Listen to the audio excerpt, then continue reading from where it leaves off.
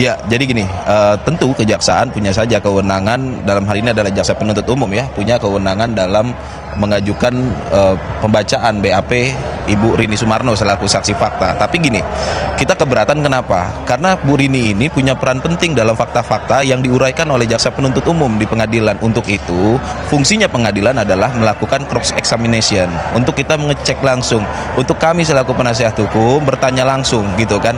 Nah, jadi dari situ kita bisa mendalami fakta-fakta dan kebenaran sehingga keadilan bisa dicapai. Nah, keputusan kami kemarin untuk walkout sebagaimana sudah disampaikan oleh pimpinan kami Bapak Dr. Ari Yusuf Amir itu adalah sebagai bentuk protes. Kenapa sekelas level saksi Ibu Rini Sumarno itu dibacakan gitu loh. Sedangkan menteri yang lain juga yang terlibat atau yang masuk dalam fakta perkara ini yaitu adalah Bapak Rahmat Gobel itu hadir kok gitu loh. Dari situ kan kita bisa mendalami fakta-fakta. Tapi permohonan jaksa itu dikabulkan oleh majelis hakim untuk dibacakan dengan kualitas kesaksian yang dibacakan. Itu yang kita keberatan. Kami inginnya dihadirkan gitu loh. Karena sesuai pasal 185 keterangan saksi yang digunakan dalam putusan pengadilan ada keterangan saksi yang disampaikan di pengadilan gitu loh. Anda merasa pihak Anda sebagai kuasa hukum dari Thomas Lembong merasa bahwa unsur untuk tanya jawab tidak bisa didalami ketika hanya dibacakan oleh pihak jaksa penuntut umum seperti itu. Anda ingin menggali lebih dalam. Mungkin karena Anda melihat level saat itu mantan Menteri BUMN ya kalau tidak salah Menteri Rini Suwarno ini juga ingin didalami keterlibatannya. Apakah seperti itu? Betul. Jadi gini, Pak Tom ini disalahkan didakwa itu karena memberikan izin impor gula kristal mentah. Padahal perintah izin impor gula kristal mentah adalah hasil keputusan rapat. Yang di salah satu peserta rapatnya adalah Bu Rini. Kan gitu, bukan perintah Pak Tom Lembong selaku Mendak serta merta, bukan, itu hasil rapat.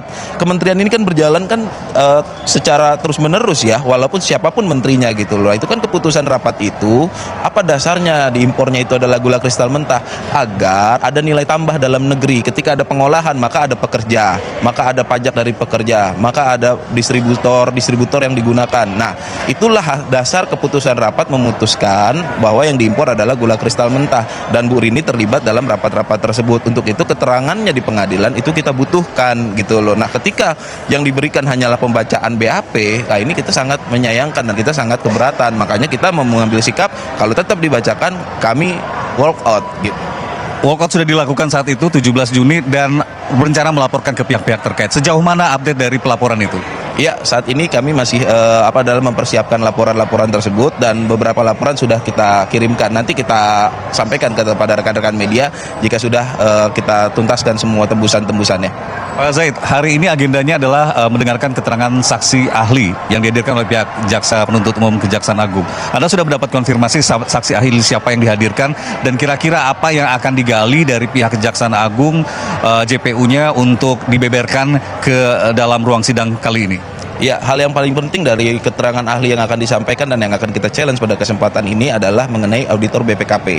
Ya kan, hasil audit BPKP-nya itu sudah diberikan oleh Kejaksaan. Saya rasa ini hal yang juga kita apresiasi dalam dunia penegakan hukum karena baru kali ini ya, audit BPKP itu diserahkan kepada terdakwa yang kena dalam pasal 2 ataupun pasal 3. Di situ kita punya kesempatan mempelajari. Kita di sini tidak sedang kita di sini sedang mencari kebenaran material dari audit-audit tersebut. Apa sih yang menjadi dasar bahwasanya Pak Tom ini di perbuatan Pak Tom yang memberikan izin impor GKM ini telah menimbulkan kerugian keuangan negara itu kan adanya di audit BPKP. Nah, itu yang akan kita dalami dalam kesempatan sidang kali ini. Tentunya kebenaran material itu pasti akan mendekatkan kita pada keadilan dan kita sangat meyakini gitu kalau memang perbuatan Pak Tom yang hanya memberikan persetujuan impor itu dan impor persetujuan tersebut pun didasari pada rapat-rapat koordinasi antar kementerian ya kan, dan dia pun punya kewenangan menerbitkan itu berdasarkan Perpres 71 tahun 2015, maka kami sangat meyakini audit tersebut juga tidak